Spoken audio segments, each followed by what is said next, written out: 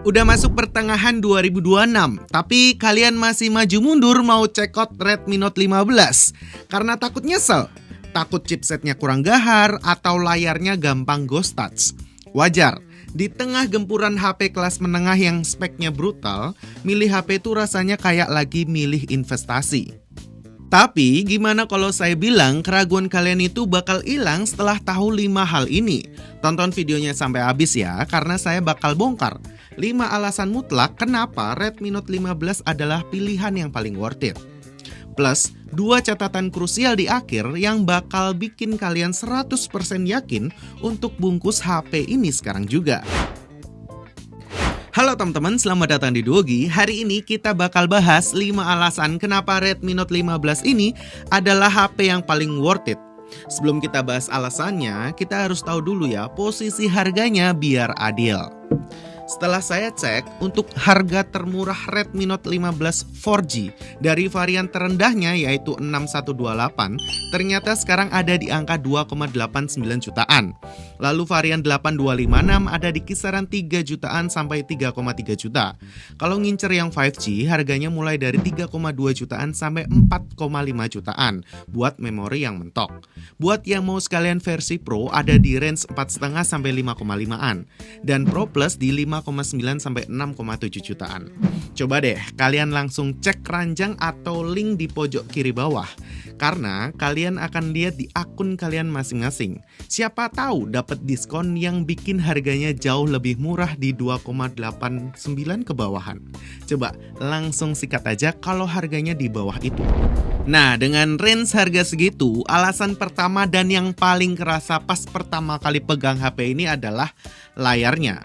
Mungkin terdengar subjektif kalau saya bilang layar Redmi Note 15 ini tuh cantik banget. Tapi jujur aja, kalau kalian ingat pendahulunya yaitu Redmi Note 14, itu tuh punya dagu atau bezel bawah yang lumayan tebel. Enggak cuman itu sih, kanan kiri atas bawah semuanya tebal. Nah, di Note 15 ini Xiaomi ngebuang dagu tebel itu.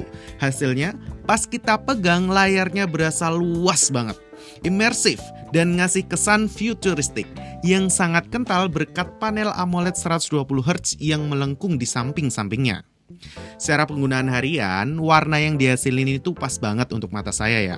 Nggak terlalu kekuningan, nggak terlalu kebiruan juga. Jadi buat yang hobi maraton series atau natap layar lama-lama, ini udah senyaman itu di mata. Terus, gimana dengan penyakit layar melengkung yang sering kena ghost touch? Tenang, Xiaomi udah punya solusinya. HP ini punya fitur Accidental Touch on Edge buat meminimalkan sentuhan nggak sengaja di pinggir layar. Kalian bisa atur tuh sensitivitasnya, bebas, mau small area, mau big area, atau bahkan kalian custom sendiri seberapa tebal tepian layarnya buat ukuran tangan kalian. Jadi drama kepencet pas main game itu udah nggak zaman di HP ini. Alasan kedua ini soal telinga sih. Redmi Note 15 dibekali dengan setup dual stereo speaker yang suara keluar dari atas dan bawahnya secara balance. Menariknya di sini adalah soal desain fisiknya. Di saat brand lain itu berlomba-lomba bikin bodi super tipis tapi ngorbanin ruang resonansi suara, Redmi Note 15 seakan mempertahankan bentuk bodi yang proporsional. Ruang di dalam HP ini ngasih volume yang cukup untuk menciptakan ruang akustik. Sehingga audio yang dihasilin tuh terasa padat dan enak banget didengar. Didengar langsung tanpa harus pakai TWS. Nggak berhenti di situ aja sih teman-teman. HP ini tuh punya fitur sakti di mana kalian bisa boost volumenya sampai ke tingkat 300%. Lebih keras dari aslinya. Ya kita harus objektif ya. Saat di-boost sampai mentok, kualitas suaranya emang sedikit mengorbankan kejernihan dan terasa agak cempreng gimana gitu. Tapi menurut saya pribadi, fitur fungsional semacam ini sangat diperluin.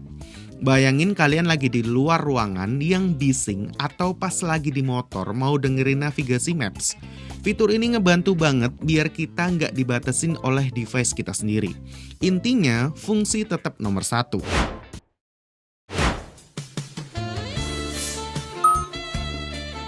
Kau tunggu loncengnya ya. Wow.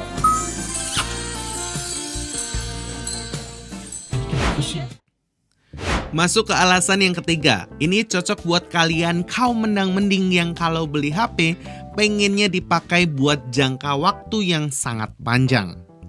Memang betul kalau ngomongin update OS Android, Xiaomi di seri ini cuman berani kasih jaminan sampai 4 tahun.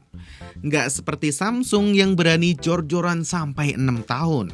Tapi ada satu hal yang penting yang harus kalian tahu.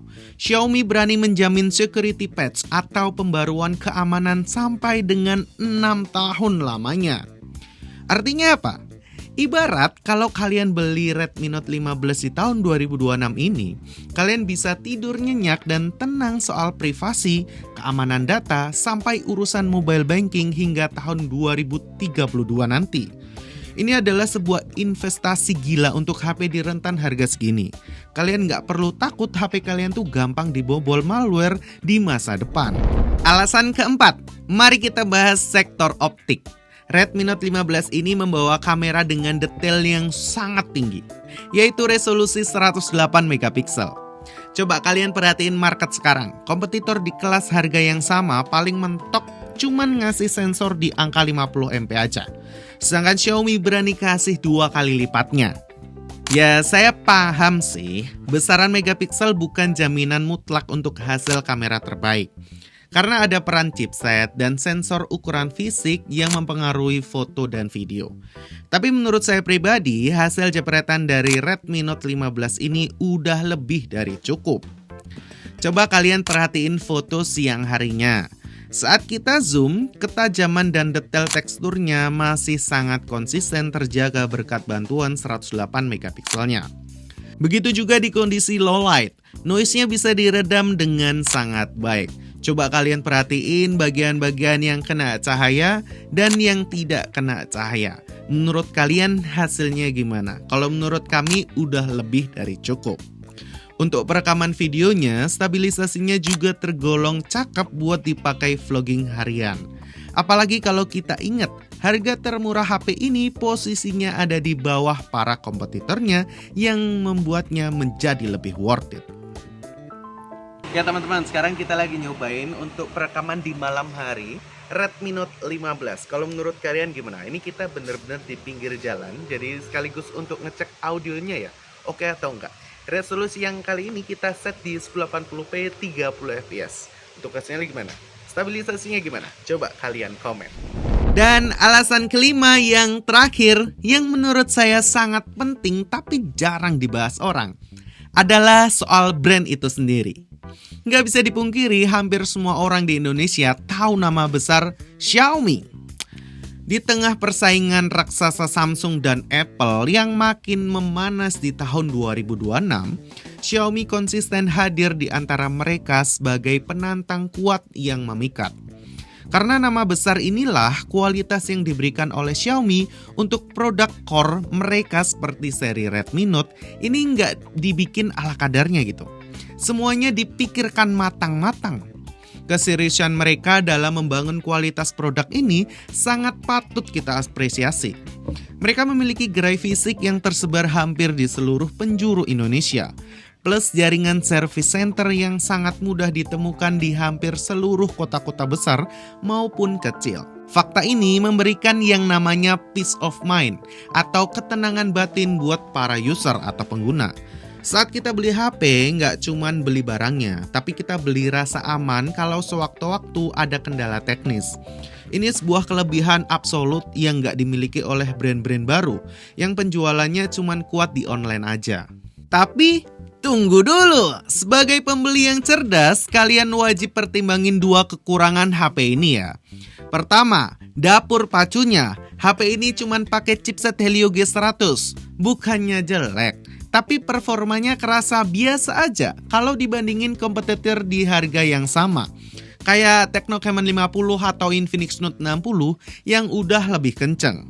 Kedua, absennya kamera ultrawide. Ya buat kalian yang suka foto dengan angle 0,6 di HP ini nggak bisa ya. Kalian harus keluarin uang lebih buat naik ke seri Note 15 5G. Cuman buat dapetin lensa ultrawide tersebut. Nah, kesimpulannya, Redmi Note 15 ini bakal tetap jadi HP yang sangat worth it untuk kalian beli di tahun 2026 ini. Dengan catatan, kalau performa chipset yang biasa aja dan absennya lensa ultra wide tadi bukan masalah atau pertimbangan utama buat kalian. Kalau kalian lebih mementingkan layar yang cakep, audio kenceng, kamera utama beresolusi tinggi, dan keamanan data jangka panjang, HP ini adalah pilihan yang pas.